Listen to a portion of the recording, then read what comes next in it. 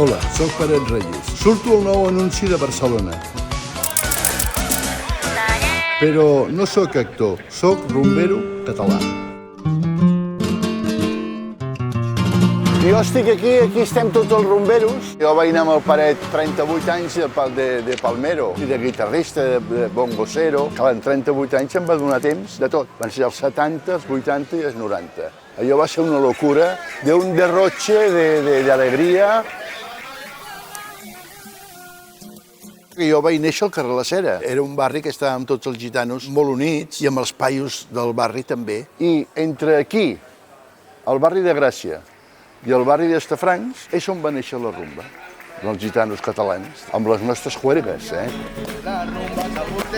Estic content d'haver-me dedicat a la música i m'ho he passat molt bé.